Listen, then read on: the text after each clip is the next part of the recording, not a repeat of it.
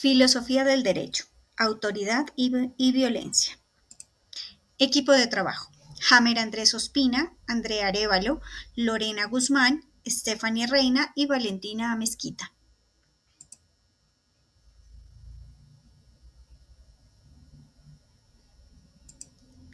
Introducción.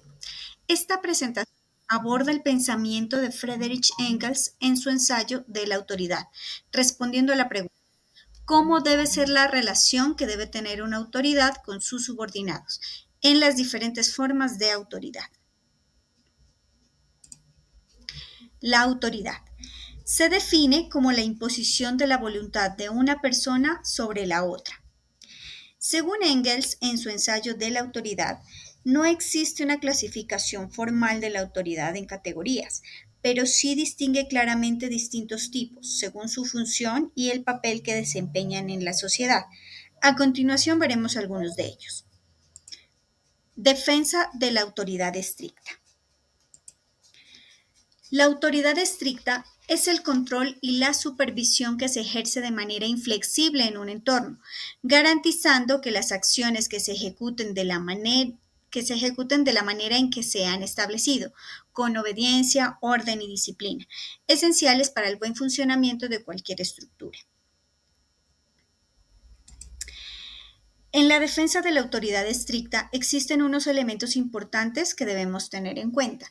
Entre ellos tenemos a las reglas claras por parte de quien ejerce la autoridad. Este es un elemento fundamental, ya que es quien dirige, quien establece las reglas claras para los subordinados, lo cual garantiza un orden, disciplina y coherencia en la ejecución de las tareas asignadas. Evaluación constante. Facilita la toma de decisiones efectivas y permite guiar, corregir y exigir el cumplimiento de las normas. La evaluación permanente y la toma de decisiones firmes son esenciales, ya que permite dirigir con claridad, corregir desviaciones y asegurar el cumplimiento de las reglas establecidas. Y tercero, fijación clara de objetivos. Permite que el equipo de trabajo comprenda con precisión las metas a alcanzar, lo que impulsa el rendimiento y refuerza la responsabilidad. Establecer objetivos claros constituye un elemento esencial, pues proporciona dirección al equipo, facilita la comprensión de las metas y promueve tanto el rendimiento como la responsabilidad individual.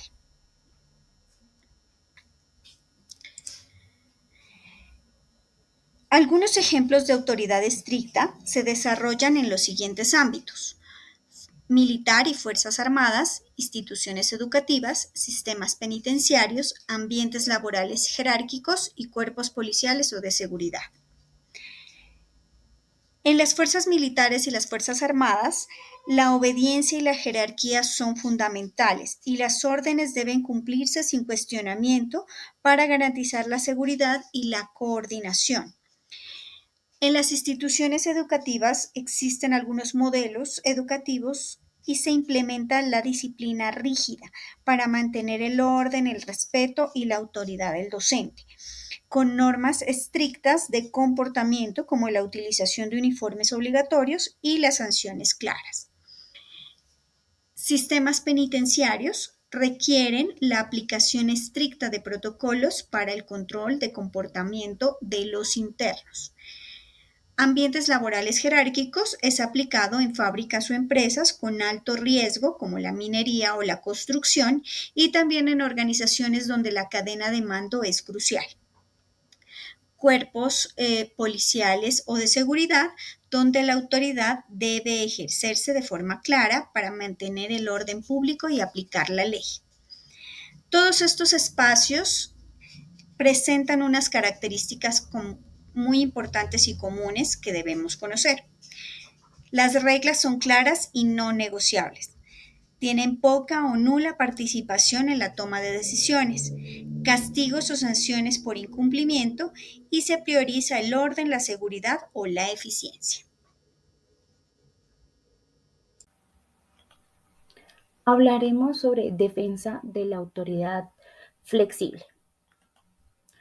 Tenemos como definición, la autoridad flexible se refiere a un modelo de liderazgo que permite ajustes y adaptaciones en la toma de decisiones a diferencia de la autoridad autoritaria. Este enfoque fomenta la participación y la colaboración entre los miembros de un grupo. La autoridad flexible es alguien que se adapta y que permite que todos participen de las decisiones. Significa que el líder es más como un guía que un dictador, permitiendo que el equipo participe y colabore y sobre todo que aporte ideas, lo que hace que las decisiones sean más pensadas y que todos se sientan parte del proceso. Contexto histórico de la obra de Engels. Bueno, en resumen, Engels fue una figura esencial para el desarrollo del comunismo y el socialismo, tanto por sus propias ideas y escritos. Escribió una obra, que es la que leímos, se llama De la autoridad.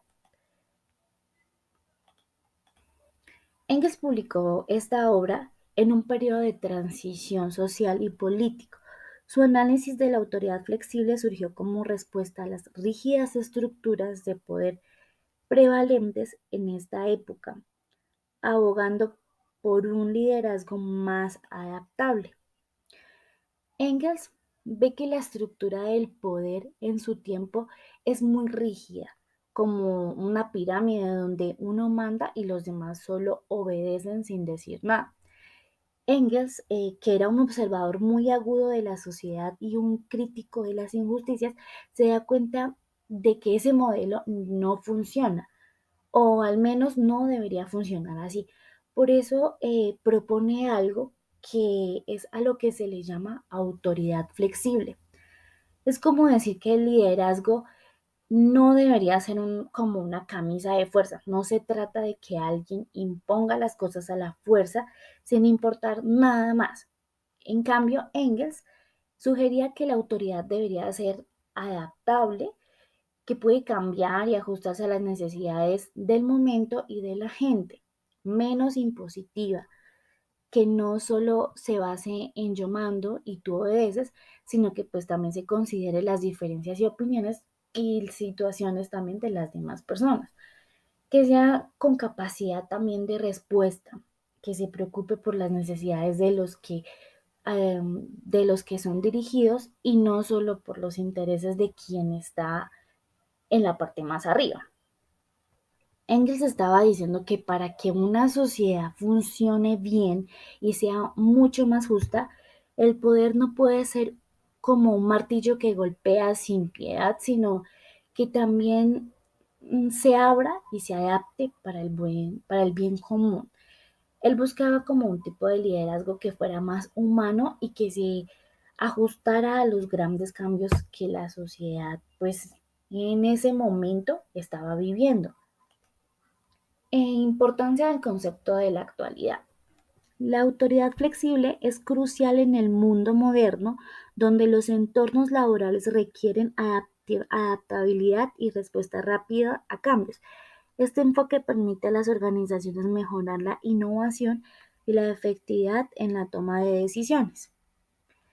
Es decir, la autoridad flexible significa que los líderes confían más en sus equipos y que les da autonomía y los animan a participar activamente. Esto ayuda a que las empresas o incluso los grupos de estudio sean más creativas y puedan decidir rápido y bien cuando las cosas cambian o toman otro rumbo. Características de la autoridad flexible. La autoridad flexible se trata de ser un líder que no es solo un mandamás tradicional, sino alguien que adapta y confía en su equipo, teniendo siempre en cuenta la comunicación abierta. Esto significa que el líder no solo da órdenes, sino que escucha lo que tiene que decir el equipo.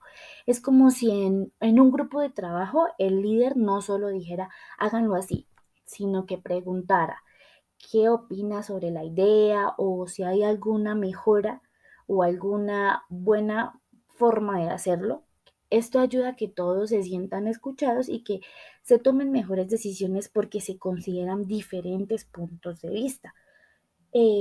También está como característica em, la adaptación, que es un líder flexible, se ajusta a lo que está pensando en el momento y no siempre usa el mismo estilo de liderazgo. Por ejemplo, si el equipo es nuevo y necesita más guía, el líder puede ser un poco más directivo, pero si el equipo ya está experimentado y sabe lo que hace, el líder ya les da más libertad.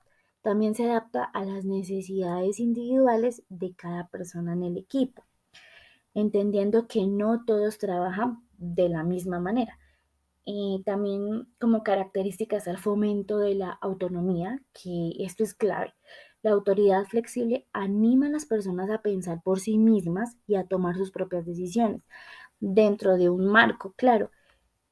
En lugar de decirle exactamente cómo hacer cada paso, el líder te da el objetivo y confía en que tú encontrarás la mejor manera de llegar a él. Esto hace que la gente se sienta más responsable y más motivada y da más creatividad.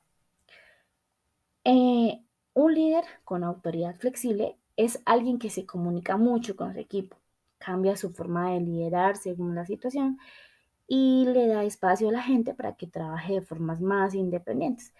Esto ayuda a que el equipo sea más efectivo y esté más contento, más feliz y se adapte más a los cambios.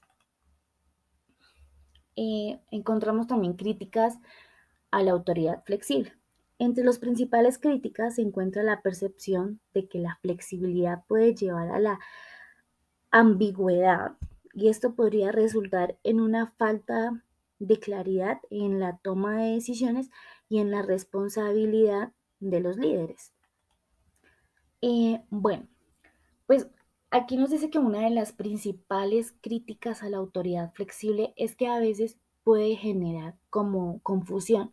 La gente no sabe quién tiene la última palabra o qué dirección tomar. Es como estar eh, sin respuesta, sin saber bien hacia dónde ir o con quién dirigirse.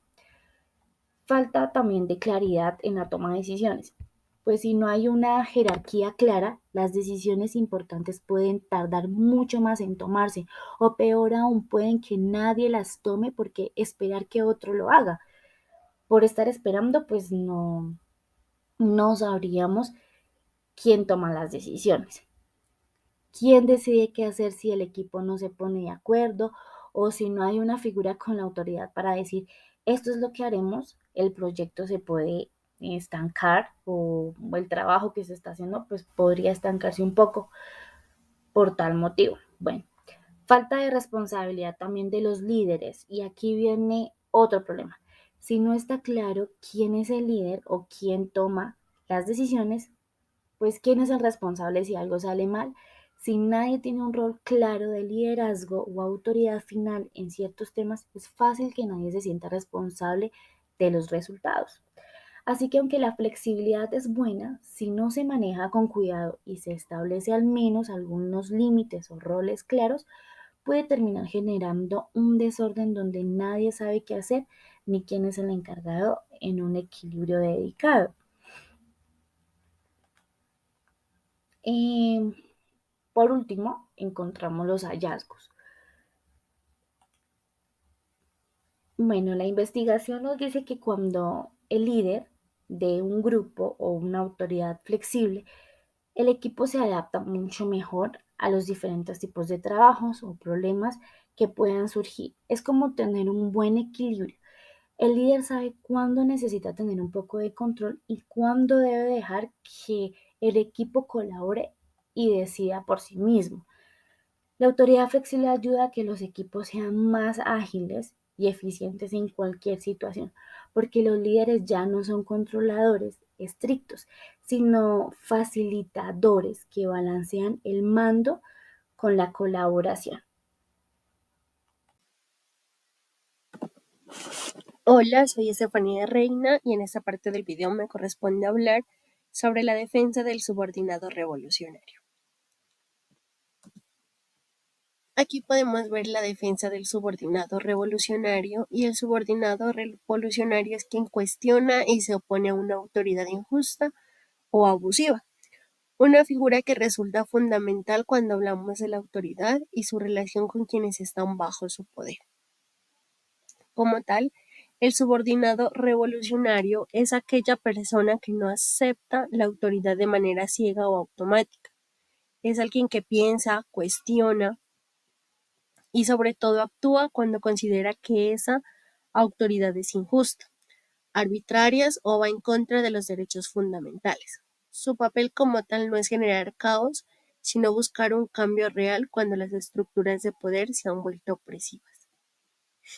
Aquí también podemos ver la justificación de la actitud revolucionaria, y la autoridad no siempre es legítima. Como tal, cuando viola derechos o oprime, el subordinado tiene el deber moral de resistir y luchar por un cambio. Como tal, esta postura es muy importante, porque si lo pensamos bien, muchos de los derechos que hoy disfrutamos, como la libertad de expresión, el derecho al voto o incluso el acceso a la educación, fueron resultados de movimientos revolucionarios, impulsados por personas que se atrevieron a desobedecer. Acá podemos ver la desobediencia como forma de justicia y justificación de la actitud revolucionaria. La autoridad no siempre es legítima. Cuando viola derechos o oprime, el subordinado tiene el deber moral de resistir y luchar por un cambio. Como tal, un ejemplo claro es el de Martin Luther King, quien a través de la desobediencia civil pacífica luchó contra la segregación racial en Estados Unidos. Otro ejemplo puede ser el de líderes estudiantes, indígenas o comunitarios en América Latina, que han cuestionado a la autoridad cuando ésta en sí ha sido corrupta o represiva. Acá podemos ver el rol activo del subordinado revolucionario, y como tal no es un rebelde sin causa, sino un agente de cambio con objetivos claros.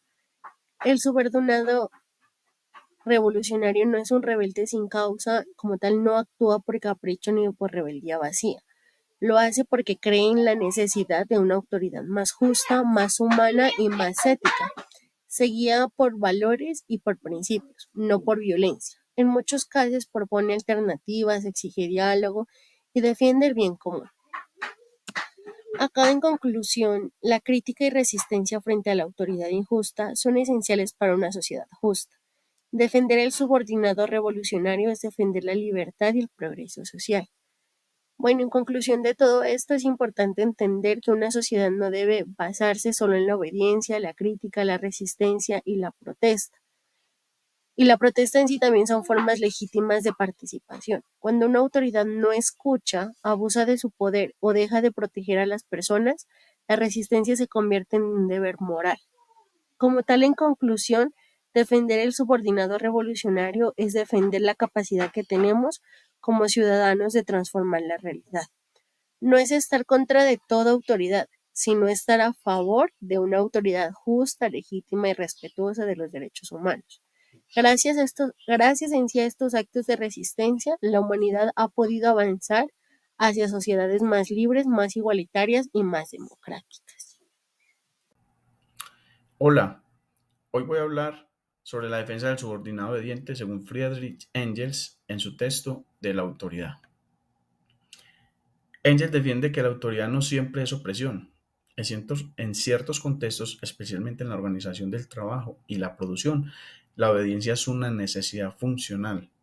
Un subordinado que obedece no está siendo pasivo ni está renunciando a su libertad, sino que está cumpliendo un rol necesario para que el grupo funcione. Un ejemplo claro que da Engel es el de una fábrica. Para que ésta produzca, los obreros deben seguir instrucciones, no porque el jefe sea un tirano, sino porque hay una cadena de acciones que deben coordinarse para lograr un objetivo común. Entonces, el subordinado obediente es una pieza fundamental en la maquinaria social. Su obediencia permite que haya orden, que se cumplan los objetivos y que haya eficiencia. Engel no está diciendo que toda autoridad sea buena, pero sí que en muchos casos la obediencia no es humillación, sino una cooperación. En resumen, el subordinado obediente, según Engel, Es alguien que entiende su papel en la estructura social y actúa con conciencia, no con sumisión ciega. Su obediencia no es esclavitud, sino una forma de hacer posible el trabajo colectivo.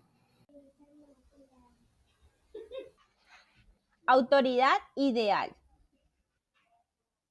La autoridad ideal no se impone por la fuerza, sino que también se gana a través de la integridad, la competencia y un genuino compromiso con el bienestar colectivo. Por lo tanto, no es una cuestión de dominación, sino de servicio y facilitación.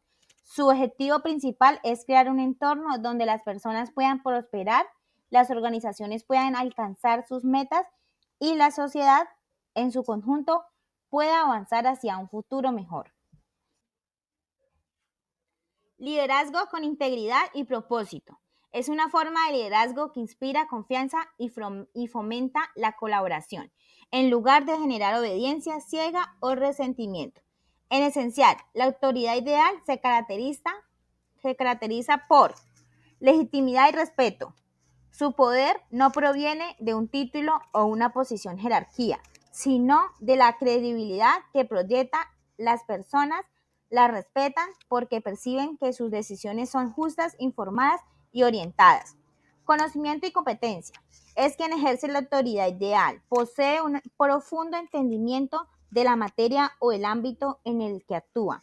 Su experticia es evidente y refleja en la eficacia de sus acciones y la claridad de su visión. Comunicación clara y empática. La autoridad ideal se expresa de una manera transparente, allí explica las razones de sus decisiones y escuchando activamente las perspectivas de los demás, también reconoce la importancia de la empatía para comprender las necesidades y preocupaciones de quienes están bajo su influencia. Justicia e imparcialidad.